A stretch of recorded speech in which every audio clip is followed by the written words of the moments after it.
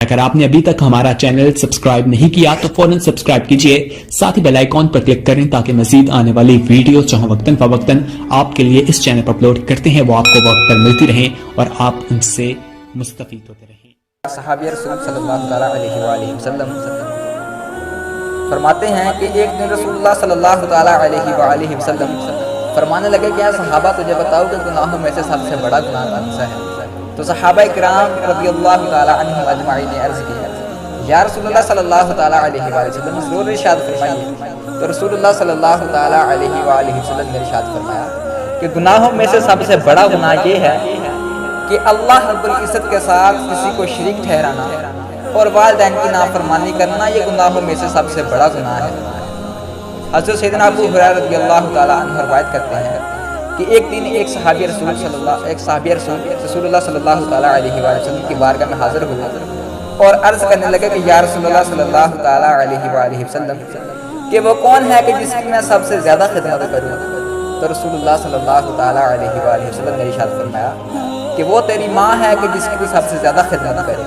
तो वो सहाबी रसूल सल्लल्लाहु अलैहि वसल्लम ने फिर अर्ज़ की कि या रसूलुल्लाह सल्लल्लाहु अलैहि वसल्लम फिर कौन है। फरमाया कि फिर तेरी माँ है। तो वो सहाबी रसूल ने फिर अर्ज़ की कि या रसूलुल्लाह सल्लल्लाहु अलैहि वसल्लम फिर कौन है।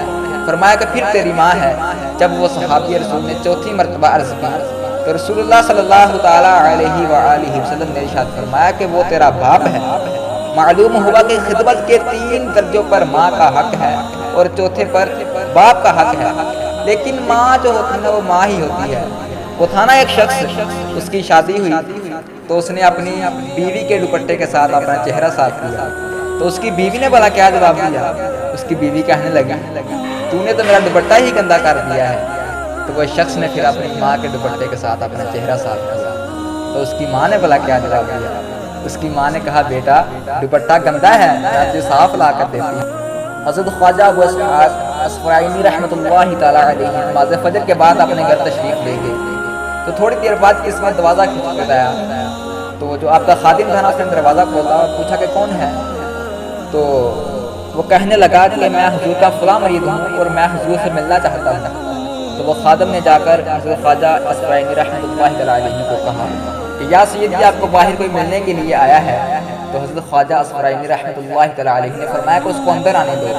जब वो अंदर गया तो हज़रत ख्वाजा अस्फ़राइनी रहमतुल्लाहि तआला अलैहि फरमाने लगे कैसे आना हुआ। तो कहने लगा या सैयदी मैं आपका मुरीद हूँ और कल रात मैंने ख्वाब में देखा कि जनाब की दाढ़ी पर मोती लगे हुए हैं और मोती भी बहुत कीमती है, आम मोती नहीं है।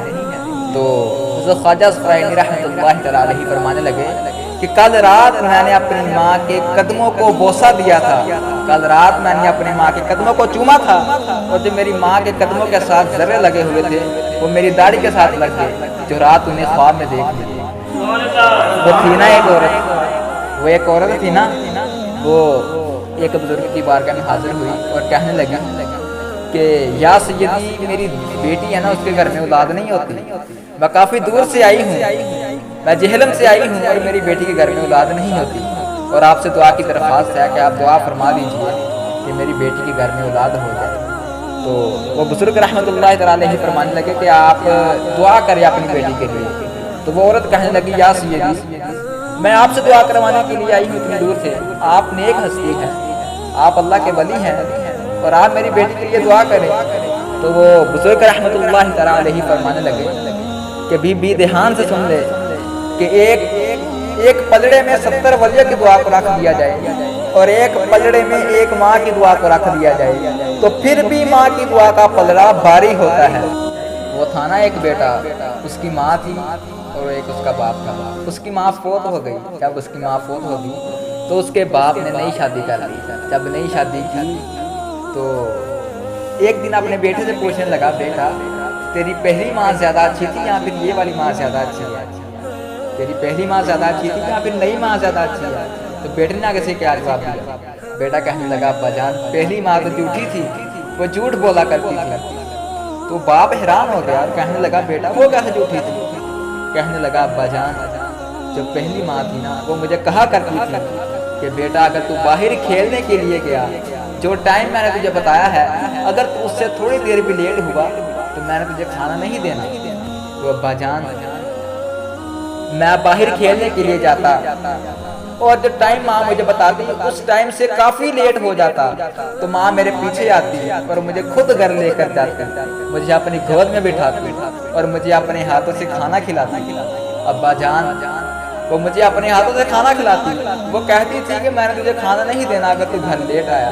ابا جان وہ مجھے خود لے کر آتی اور میں اس ٹائم سے کافی دیر لیٹ ہو جاتا، وہ میرے پیچھے آ جاتی، مجھے گھر لے جاتے اور جا کر اپنے ہاتھوں سے کھانا کھلاتی تھی، جو کہتی تھی کہ میں نے تجھے کھانا نہیں دینا، اور وہی ماں مجھے اپنے ہاتھوں سے کھانا کھلاتی تھی۔